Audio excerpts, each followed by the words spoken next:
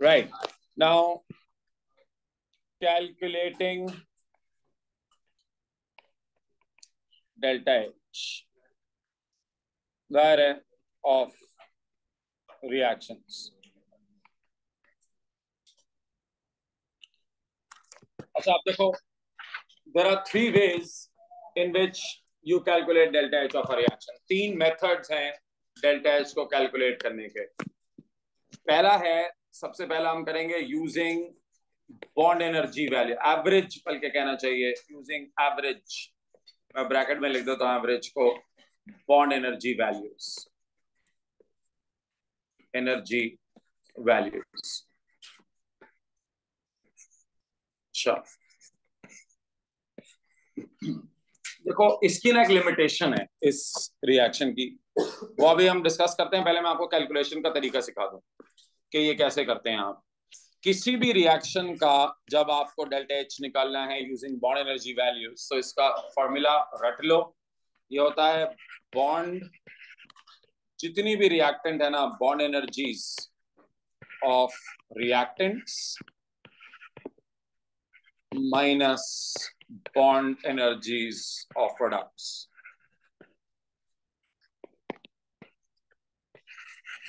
Reactant में से product की बॉन्ड एनर्जी, सारे रिएक्टेंट की बॉन्ड एनर्जीज को ऐड करो, सारे प्रोडक्ट की बॉन्ड एनर्जीज को ऐड करो, सबट्रैक्ट कर दो तो तुम्हारा आंसर निकल आएगा.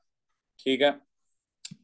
अच्छा, example, CH4 gas reacts with oxygen gas to form carbon dioxide gas. बच्चों मैं जानबूझ के स्टीम ले रहा हूं, मैं गैस ही लिख रहा हूं, मुझे पता है इसका स्टेट लिक्विड होता है, लेकिन मेरी गिवन कंडीशंस में ये गैस ही है. ठीक है. इक्वेशन बैलेंस कर दी हमने. क्वेश्चन में लिखा हुआ है use bond energy values to calculate bond energies to calculate delta H of reaction. अच्छा, क्वेश्चन में यूजुअली लिखा हुआ होता है कि use bond energies to calculate delta H.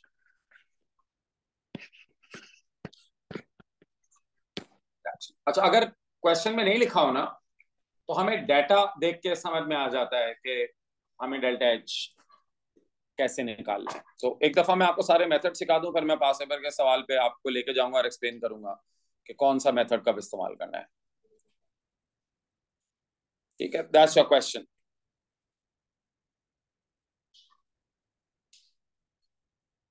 States गौर से देखिए, सारी गैसेस हैं. CH4 gas plus 2O2 gas gives CO2 gas plus H2O. Sir अगर एक दफा इनके बॉन्ड्स को रिकॉल कर लें और फिर मैं आपको इसको अप्लाई करना सिखाता हूं, जस्ट टू रिकॉल कि किस में क्या बॉन्ड होता था. बॉन्डिंग के चैप्टर में हमने सबकी बॉन्डिंग पढ़ी हुई है. ठीक है, सबके. सो मीथेन में CH4 में क्या बॉन्ड होता था? Let's write this down in terms of bond. So मैं जरा इसको रीराइट कर रहा हूं. CH4 याद है, 4 कार्बन हाइड्रोजन के बॉन्ड होते थे CH4.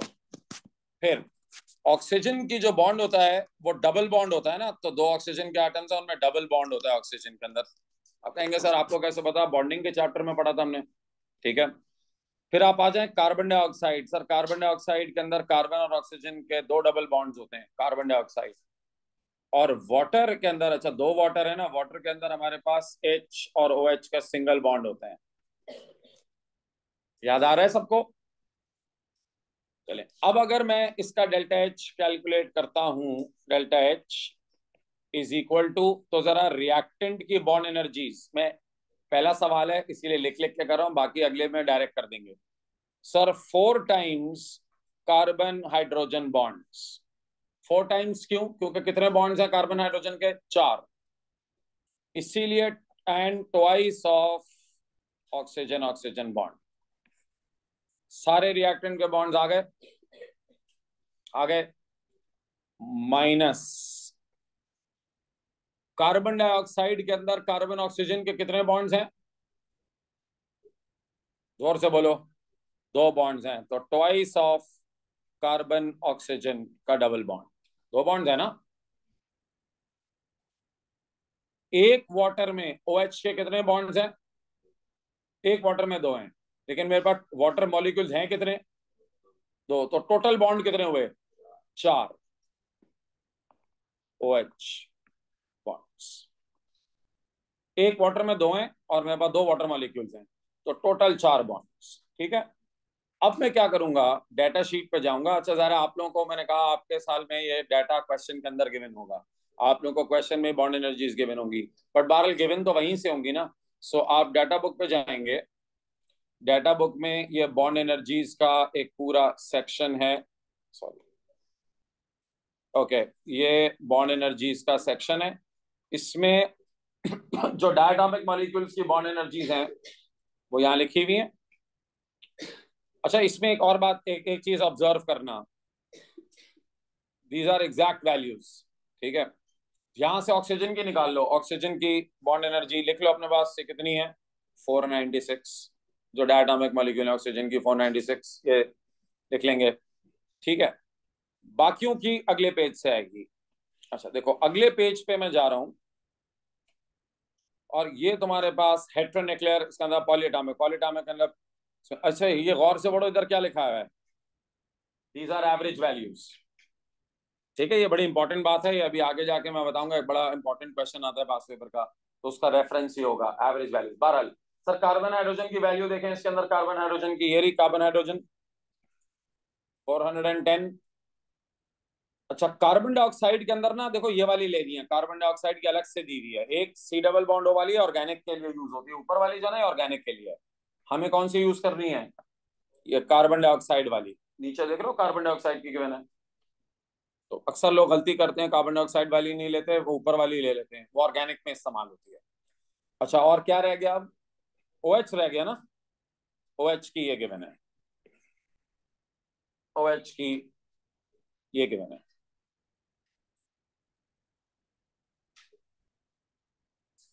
460, वैल्यू सब्स्टिट्यूट कर देते हैं और आंसर निकाल ले। सबने वैल्यूज देख ली? वैल्यू सब्स्टिट्यूट करो, आंसर निकालो, लेट्स डू दैट। एक्सप्लेन करो मुझे भी तुम लोग। 4 टाइम्स कितनी थी CH की, कार्बन हाइड्रोजन की कितनी थी? 410, plus oxygen double bond oxygen कितनी थी? 96, minus C double bond O की कितनी थी? 805, प्लस 4 टाइम्स OH की कितनी थी? आंसर निकालो।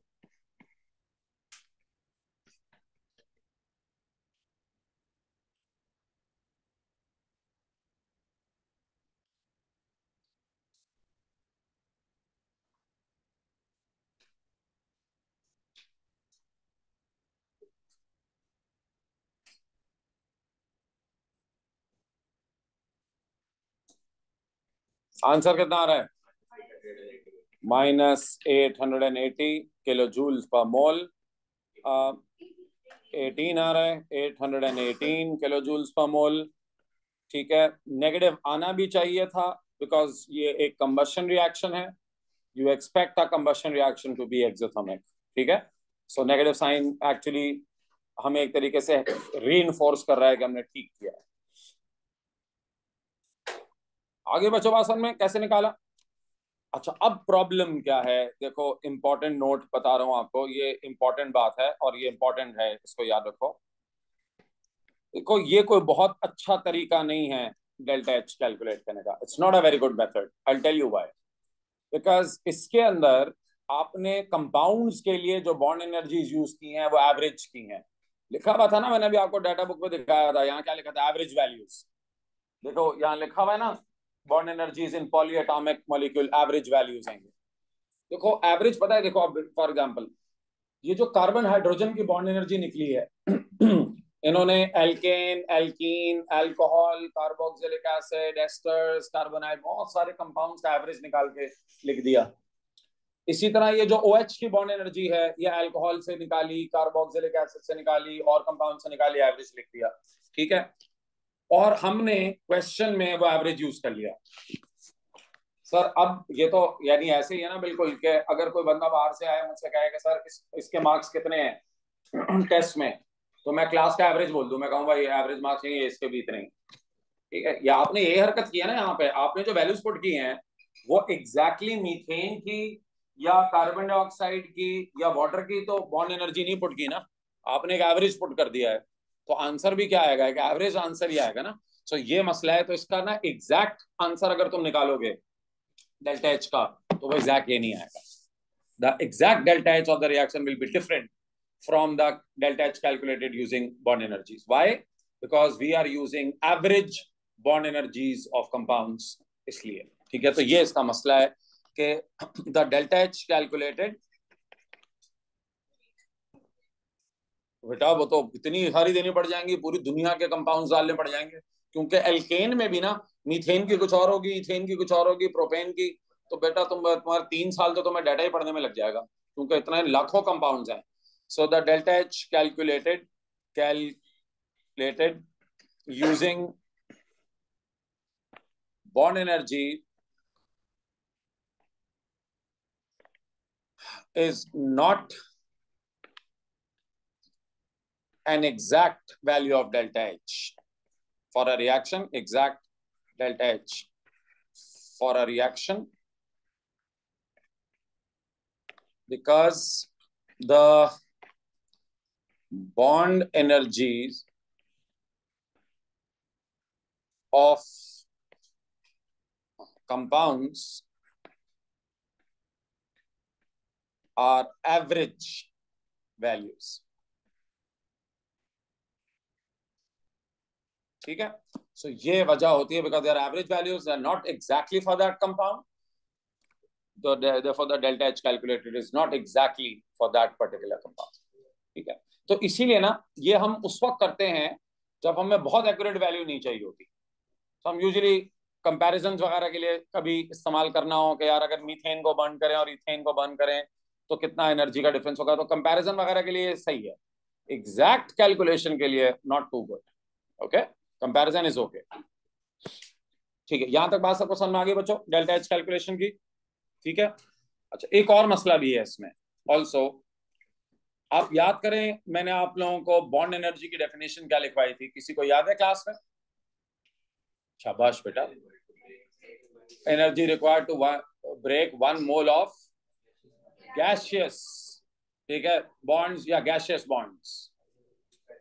तो सर ये बॉन्ड एनर्जीज आप इस्तेमाल ही उसी वक्त कर सकते हैं when all the reactants and products are in gaseous state, क्योंकि बॉन्ड एनर्जी होती ही गैसियस की है, उससे पहले निकलती ही नहीं है। By definition it is the energy required to break 1 mole of gaseous bond. तो दूसरी बात, पहला तो एक ये इंपॉर्टेंट नोट है, दूसरा we can only use bond energies when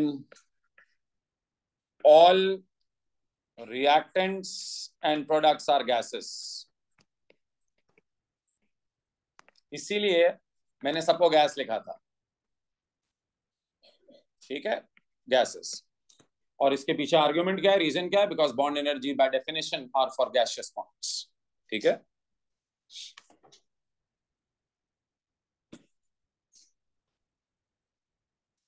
आगे बात समझ में सबको? चलो ये तो हो गया डेल्टा एच। इसमें और ज्यादा सवाल अभी नहीं कराऊंगा, ये मैं पास भर के क्वेश्चंस करूंगा, तो वहां और एग्जाम्पल करेंगे, आसान है। असल अगले 2 हैं उस पर हमें ज्यादा टाइम स्पेंड करना है क्योंकि वो जरा ट्रिकी होते हैं।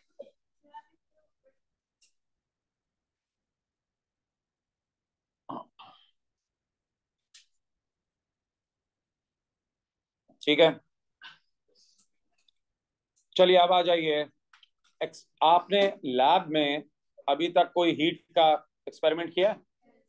एमसी डेल्टा थीटा यूज किया था? क्या किया था आपने? कोई उसके व्हाइट कप में, पॉलीस्टाइरीन कप के अंदर आपने एसिड में यूजुअली कार्बोनेट डालते हैं, और थर्मामीटर से टेम्परेचर आपने मेजर किया होगा, याद है? फिर टेम्परेचर मेजर करके उसके जो हीट निकली थी वो किस फॉर्मूले से तुमने कैलकुलेट की थी? एमसी डेल्टा थीटा यूज किया होगा।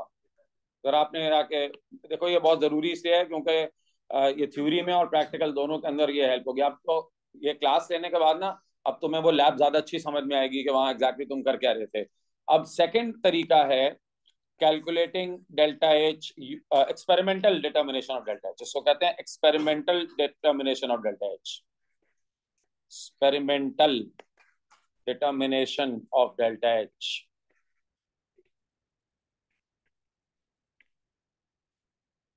अच्छा, पहले तो मैं आप लोगों को एक कंबशन और एक न्यूट्रलाइजेशन की एग्जांपल कराऊंगा, फिर उसके बाद मैं आप लोगों को जो है वो एक दो और जनरल एग्जांपल्स भी करा दूंगा। पहले इसका कॉन्सेप्ट क्या है, देखो इसका कॉन्सेप्ट समझो। हम कोई भी given number of moles reactant के उसको रिएक्ट करवाते हैं, ठीक है, मैं पॉइंट वाइज बता रहा हूं। Any given number of moles, number of moles, अच्छा मैं इसको कह देता हूं एन मोल्स कह देता हूं, ठीक है, ऑफ रिएक्टेंट्स आर रिएक्टेड, ठीक है। इसमें क्या होगा, जब वो रिएक्ट करेंगे तो सर दो ही पॉसिबिलिटीज हैं, या वो एनर्जी रिलीज करेंगे या एब्जॉर्ब करेंगे, ठीक है। एंड दे रिलीज और एब्जॉर्ब एनर्जी, ठीक है। उसको हम कह देते हैं, जो वो एनर्जी रिलीज और एब्जॉर्ब करेंगे ना, उसको हम कह देते हैं क्यू। जो वो एनर्जी रिलीज या एब्जॉर्ब करेंगे उसको हम कह देते हैं क्यू। अच्छा, अब सर इस एनर्जी से ये आप किसी दूसरे सब्सटेंस को या तो दे देते हैं या उसे ले लेते हैं। This Q, this energy is energy जो कि क्यू है, इज, बल्कि इसको छोड़ दें, एनर्जी लिखें, this energy is transferred to or gain from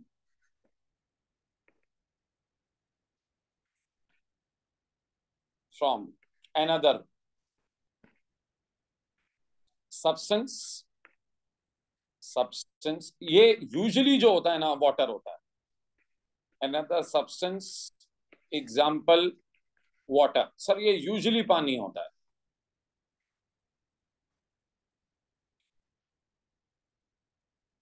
ठीक है। अब assuming no heat loss to surrounding, no heat loss, अगर हम अज्यूम करें कोई हीट लॉस नहीं होती है, या और गेन फ्रॉम सराउंडिंग, और गेन जाहिर है फ्रॉम सराउंडिंग, तो बच्चों मुझे बताओ, अगर कोई एनर्जी तुमने लूज नहीं की, कोई गेन नहीं की, तो जितनी हीट रिएक्शन लूज करेगा, तो इसका अंदर दो पॉसिबिलिटीज हो सकती हैं। तो हीट लॉस्ट बाय रिएक्शन या इन रिएक्शन या during reaction, during reaction is equal to heat, sir अगर वो लूज करेगा तो हीट गेन्ड बाय वाटर,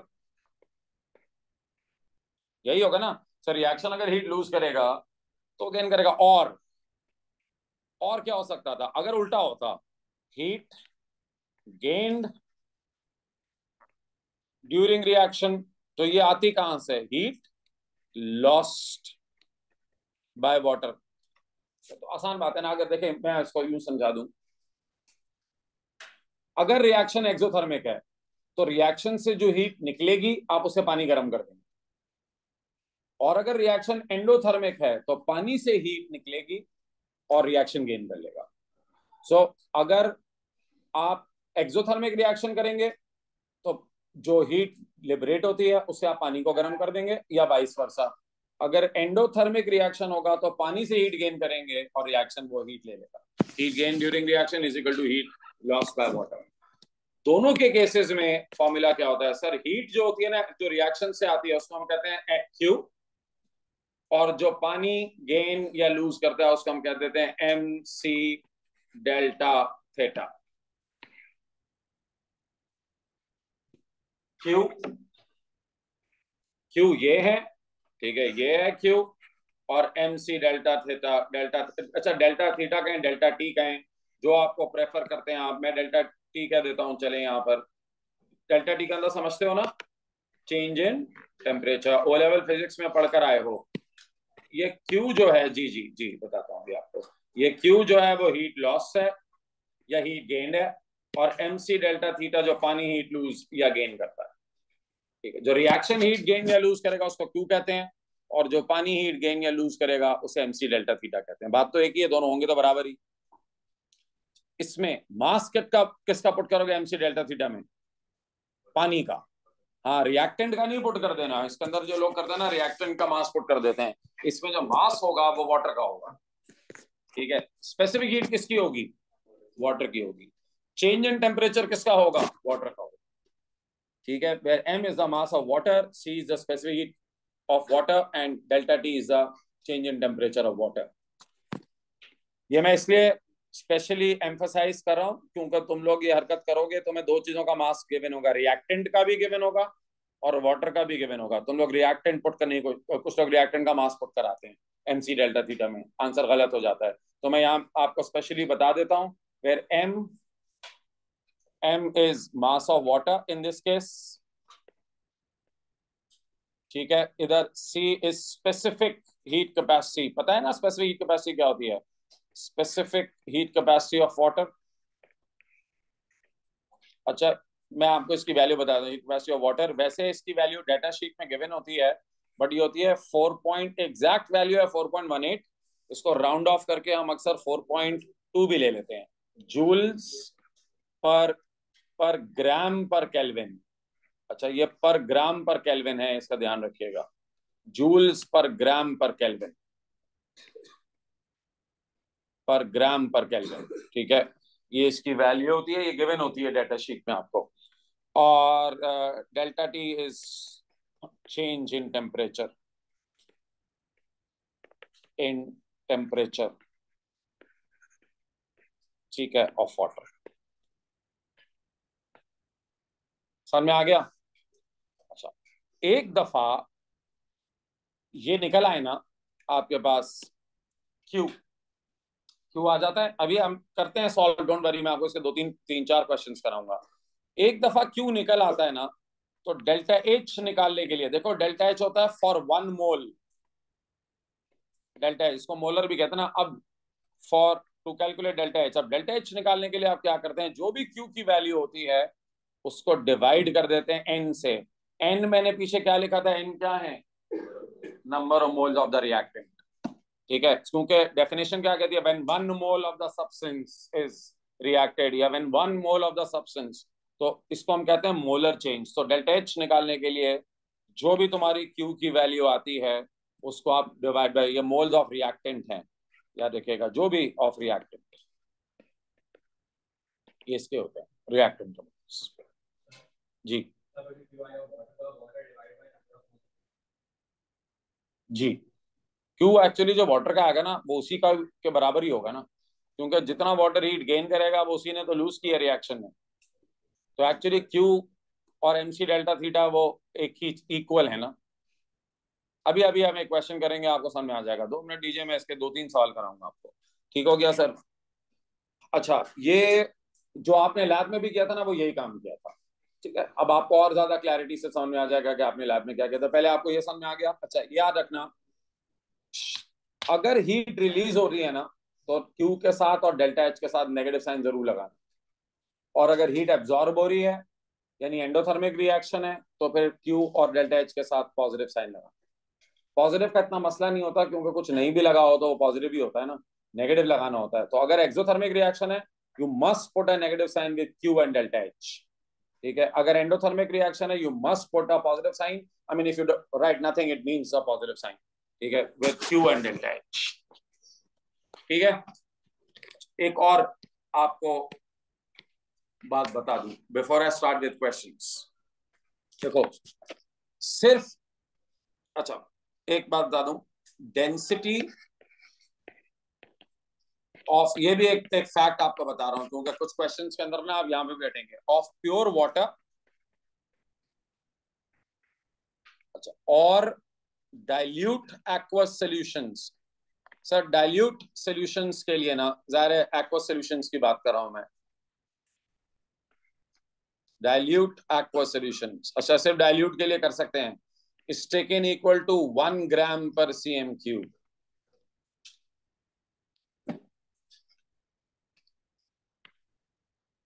जब सॉल्यूशंस बहुत डाइल्यूट होते हैं ना तो वो ऑलमोस्ट वाटर की तरह बिहेव करते हैं, इसीलिए मैं इंसिस्ट कर रहा हूँ डाइल्यूट, नॉट फॉर कंसंट्रेटेड, क्योंकि कंसंट्रेटेड हो जाएगा फिर तो आप उसको वाटर की तरह ट्रीट नहीं करा सकते ना।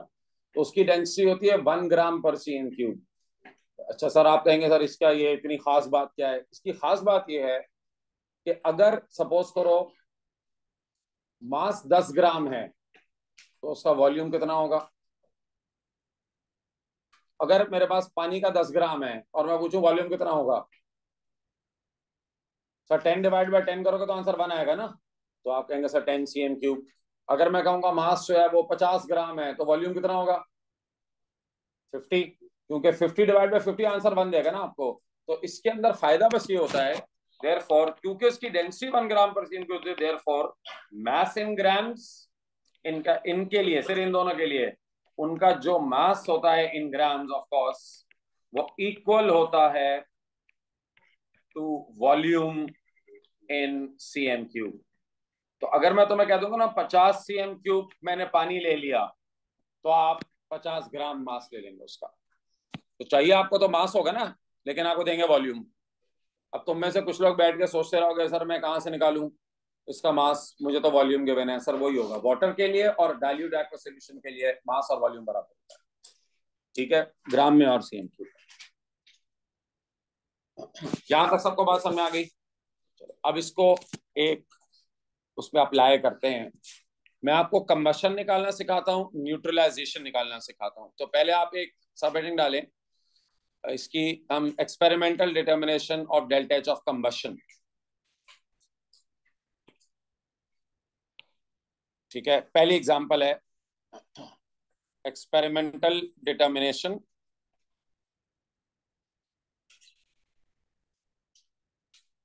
Experimental determination of delta H combustion. इसके लिए मैं कोई अल्कोहल यूज कर लेता हूं। Example example of let's suppose methanol. Methanol का फॉर्मूला सबको पता है ना, CH3OH। By the way methanol is a liquid at RTP. Alcohol जो होता है ना लिक्विड्स होते हैं शुरू के, स्पेशली जो अल्कोहल होते हैं लिक्विड, मेथनॉल, एथनॉल, प्रोपेनॉल, ठीक है, लिक्विड्स एट आरटीपी। चलो अब इसका डाटा मैं आपको देता हूं जरा।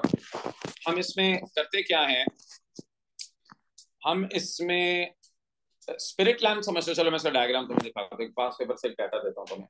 स्पिरिट लैम्प समझते हो क्या होता है? शादी में खाना खाया है कभी? अल्हम्दुलिल्लाह खूब खाया होगा, तो ऐसा काम तो तुम लोग छोड़ते ही नहीं हो ना। खाना कैसे गर्म रखते हैं? क्या स्पिरिट लैम्प है तो मुझे समझाओ ना, खाना गर्म कैसे रखते हैं? छोड़ो स्पिरिट लैम्प को, खाना गर्म कैसे रखते हैं?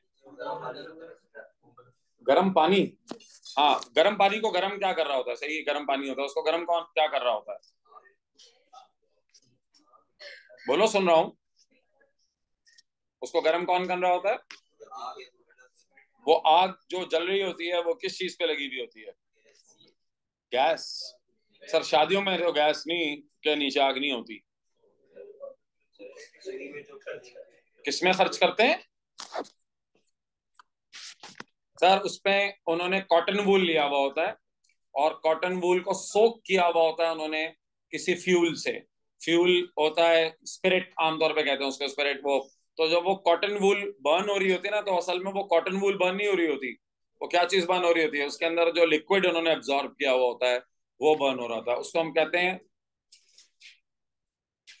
कहते हैं स्पिरिट लैम्प। अच्छा मैं आपको उसका क्वेश्चन असल में निकालने के लिए मैं I am going back and fourth, एक सेकंड में इसका क्वेश्चन निकाल लूं। ठीक है, देखें इसका सवाल एक पास पेपर का एक एमसीक्यू है जिसको मैं आपको क्वेश्चन के फॉर्म में सॉल्व करा देता हूँ। ये वाला क्वेश्चन है, देखो इन्होंने क्या किया हुआ है हमें, इन्होंने हमें क्या कहा हुआ है, आप लोग एक काम करें, बस आप ये डायग्राम बनाएं और ये डाटा लिखें, ठीक है। अच्छा, आप डायग्राम बनाएं और डाटा लिखें बस। तो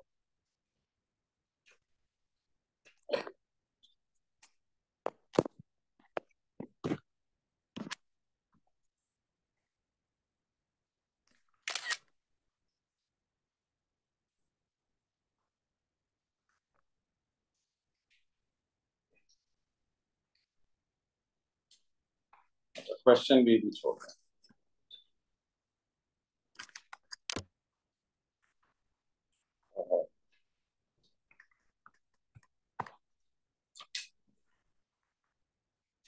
एक सेकेंड में चल रहा है, ये स्क्रीन इसकी ऑफ हो गई है।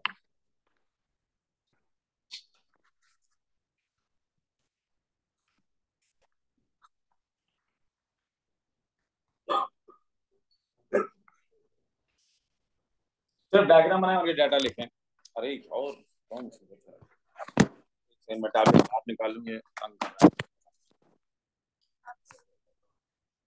बेटा मैं कह रहा हूँ अगर ये कंप्लीट कर लूँ ना, अगर इसका ये चैप्टर हो जाए ना पूरा, फिर बीच में वो मोमेंटम टूट जाता है।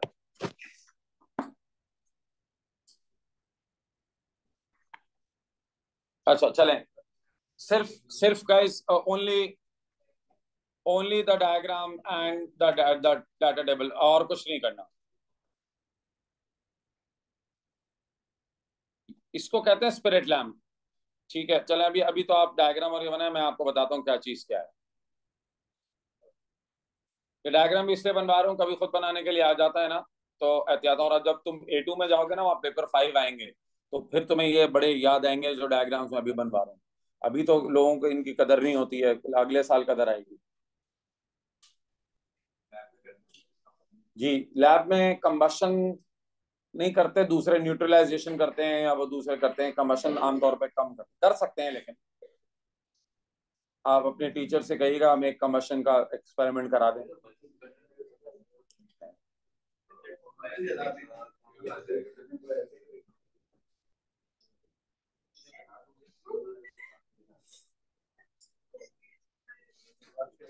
ये मैं बताता हूँ बेटा मिसासिया को, सब तुम बोल रहे हो ना, ये सब सुन लिया मैंने।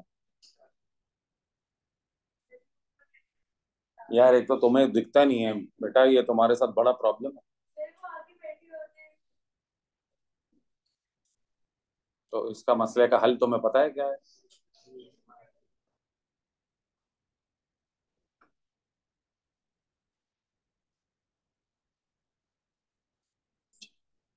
अच्छा, क्वेश्चन में ये मत देखिएगा हाउ मच एनर्जी प्रोड्यूस, आप देखिएगा calculate delta H of combustion of methanol. ठीक है, calculate delta H combustion of methanol. अच्छा, क्योंकि ये एक क्वेश्चन मैं क्लास में आपको करा रहा हूँ ना, तो मैं इसको जरा ब्रेक करके डिटेल में आपको एक्सप्लेन करता हूँ।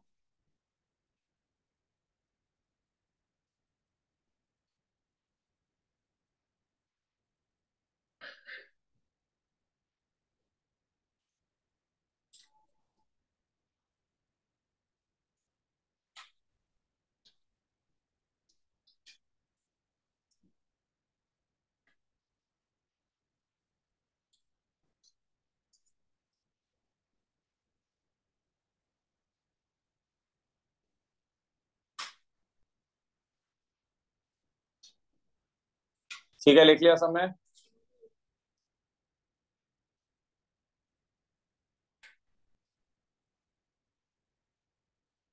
चले अब इसको सॉल्व करना है, जरा स्टार्ट करते हैं।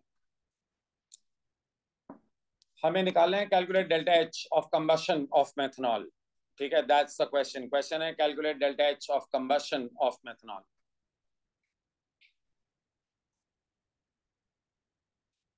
कंबशन, ठीक है चलो, लेट्स सी इसको कैसे करना है। देखो basically what I am asking you to do is, मैंने आपको ये डाटा दिया, ठीक है, ये डाटा दिया है और मैंने आपसे कहा है कि हमें क्या निकालना है? हमें निकालना है delta H combustion of methanol. Methanol is CH3OH।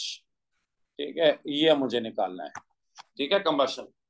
अब सर मैं आपको बताता जाता हूँ क्या चीज क्या है। ये वाटर है, ठीक है, ये मेथनॉल है और ये स्पिरिट लैम्प है। Methanol and this is the spirit lamp. ठीक है, स्पिरिट लैम्प। तो हम क्या कर रहे हैं? अच्छा, मैं जरा आपको डाटा बताता जाता हूँ। देखो, मैं थोड़ा ना वेरिएबल्स का इस्तेमाल करूंगा। Starting temperature of water, suppose करो इसको मैं कह देता हूँ T1। ठीक है, फाइनल टेम्परेचर ऑफ वाटर मैं इसको कह देता हूँ T2। मास ऑफ अल्कोहल, अच्छा चलो पहले हम एक एक करके निकाल लेते हैं।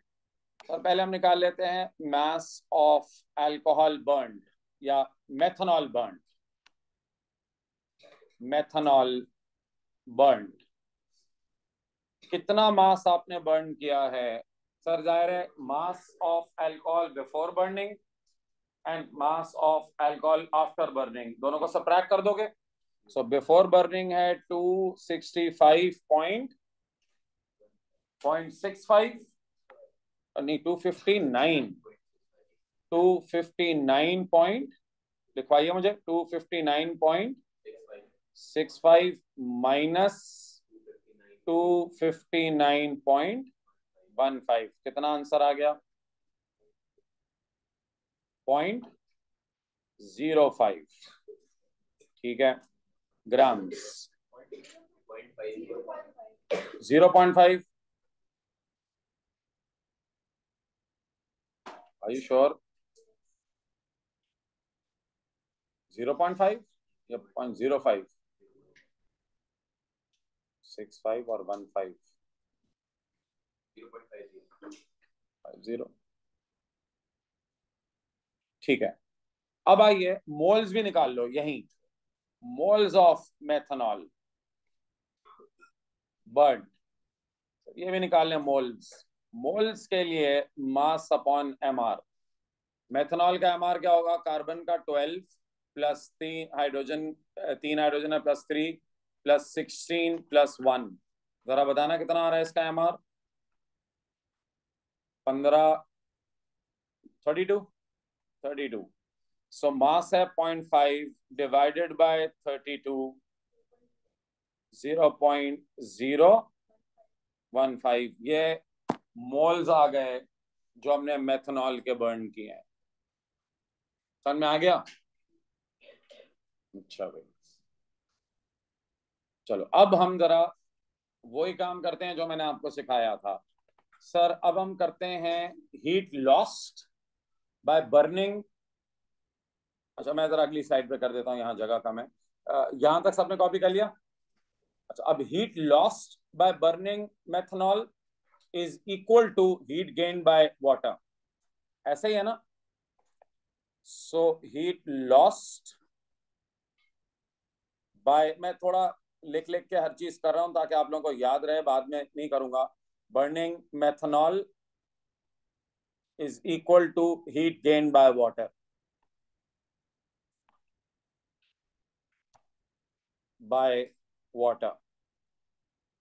ठीक है, चलिए अब जरा heat loss by burning methanol को मैं कह देता हूं Q। और सर मैं माइनस साइन खुद ही लगा रहा हूँ, खुद ही मैंने माइनस साइन लगा दिया क्योंकि मुझे पता है कि हीट लूज कर रहा है, तो Q नेगेटिव होगा ना। But just make it a habit to put a negative sign. ठीक है सर, मास ऑफ वाटर बताइए कितना है? क्वेश्चन के अंदर मास ऑफ वाटर कैसे निकलेगा? मास ऑफ वाटर निकालने के लिए तुम्हारे पास mass of beaker plus water है और मास ऑफ खाली ग्लास बीकर है, तो सबट्रैक्ट कर दोगे ना। सो मास ऑफ वाटर कैसे निकलेगा? 150। अच्छा हाँ, मैं अभी पूरा कर करके दिखा रहा हूँ। 150 माइनस 50, ये हो गया mass of water, MC delta. अच्छा इसको मैं बता देता हूँ, Q is equal to MC delta theta ना, delta T। Q is equal to MC delta T। तो पहले आ गया मास ऑफ वाटर। अच्छा, यूनिट क्या है मास ऑफ वाटर का? ग्राम्स। मैं जरा यूनिट भी आपको लगा के दिखा दूं। C की वैल्यू टेबल में गिवन है या नहीं गिवन? नहीं गिवन है, कोई बात नहीं, मैंने आपको बता दी थी। C की वैल्यू जो है 4.18। अच्छा, यूनिट भी देखो, जूल्स पर ग्राम पर केल्विन। ठीक है, मैं यूनिट भी साथ साथ लिख रहा हूँ। ठीक है, multiplied by change in temperature. अच्छा देखो, चेंज इन टेम्परेचर यहाँ पर कितना है? चेंज, उसका टेम्परेचर कितना है? 53 माइनस 20, लेकिन मैं एक बड़ा इंटरेस्टिंग काम कर रहा हूँ। 53 माइनस 20 यूनिट क्या है? पीछे देखो, टेबल में देखो, सेल्सियस है ना, लेकिन मैं केल्विन लिख रहा हूँ। ये क्या बदमाशी है यार, सेल्सियस को सीधा उठा के केल्विन, क्या? Sir, difference in temperature Celsius में और केल्विन में हमेशा बराबर होता है, ठीक है? जिसको नहीं पता ना, याद रखना, note, delta T in kelvin is equal to delta T in Celsius, हमेशा पत्थर पे लकीर है। अच्छा, T in kelvin sir is not equal to T in Celsius, but delta T is. ये बात आप लोगों को मैं आपको फैक्चुअली बता रहा हूँ, अभी शो भी कर दूंगा, आप चाहेंगे तो बाद में जरा क्वेश्चन करा दूं। सर, डिफरेंस जब निकालते हो ना टेम्परेचर का, तो सेल्सियस में और केल्विन में 100% बराबर आएगा, कुछ भी कर लो, टेम्परेचर बराबर नहीं होते। देखो, तुम 50 डिग्री सेंटीग्रेड को केल्विन में मुझसे पूछोगे ना कि सर क्या 53 डिग्री सेंटीग्रेड केल्विन में भी 53 होगा? नहीं होगा, 273 ऐड कर देते हैं। इसके अंदर 20 तुम पूछोगे सर केल्विन में सेम होगा? नहीं होगा, लेकिन दोनों का डिफरेंस सेम होगा, ठीक है? ये बात याद रखिएगा। अब क्यों होगा मैं शो करके भी दिखा दूंगा, अभी जरा क्वेश्चन सॉल्व करा दूं। चलो सर, यूनिट्स भी देखें, कैंसिल आउट हो जाएंगे ना, आप हमें अंदाजा हो जाएगा। ये ग्राम ग्राम से कैंसिल हो गया, केल्विन केल्विन से कैंसिल हो गया। जरा जल्दी से मल्टीप्लाई करके मुझे क्यू की वैल्यू बताओ।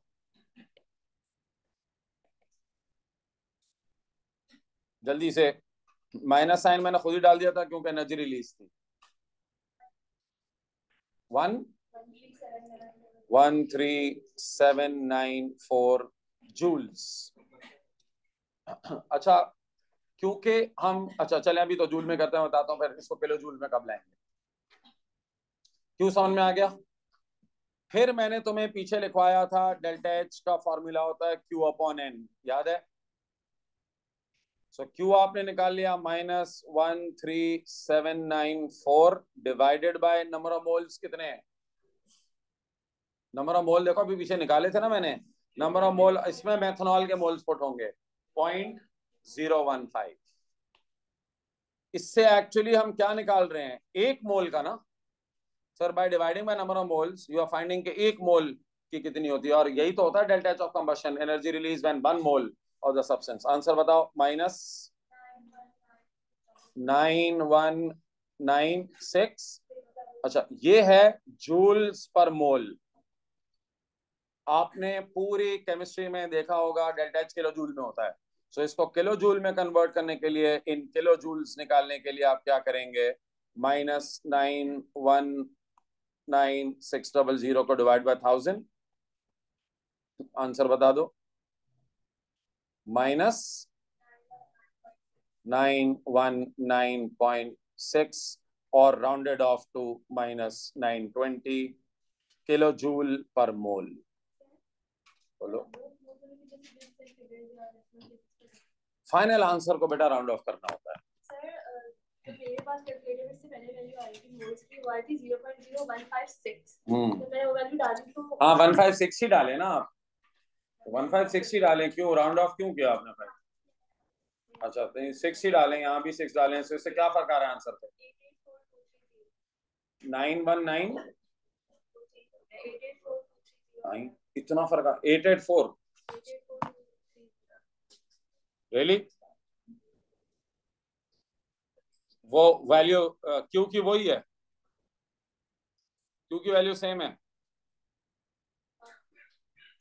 884 884230, ठीक है 230 कर दो ना, फिर 884230 डिवाइड बाय 1000, फिर किसका? एनर्जी तो यही आ रही है, वो तो चेंज इन मतलब डेल्टा एच की वैल्यू डिफरेंट आ रही है। डेल्टा एच ही तो मैंने चेंज किया है, डेल्टा एच ही चेंज किया बेटे। सो ये हो गया माइनस, कितना हो गया? 4.23 बस 2 या आप इसको -884 किलो जूल पर मोल। सर काम समझ में आया क्या किया हमने? चलिए वो वैल्यू तो राउंडिंग ऑफ किया से चेंज हुई है ना, वो मसला नहीं है, असल मसला समझ में आया कैलकुलेशन का। ठीक है, पहले क्या किया मैंने, पहले मैंने क्यू निकाला। कैसे निकाला? एमसी डेल्टा थीटा से। पानी का मास पुट किया, पानी की स्पेसिफिक की, पानी का चेंज इन टेम्परेचर किया, ये आपका क्यू आ गया। एक्सोथर्मिक था तो माइनस साइन लगा दिया। फिर ये तो था इतने मोल्स के लिए ना, 0.0156, तो एक मोल, क्योंकि डेफिनेशन क्या है, when 1 mole of a compound is burned, तो मैंने divide by number of moles कर दिए तो 1 मोल का निकल आया। That's my delta H of combustion. ठीक है, समझ में आया? पक्का? चलो कल इसको कंटिन्यू करेंगे अगली क्लास में, अभी काम यहाँ पे खत्म कर दें।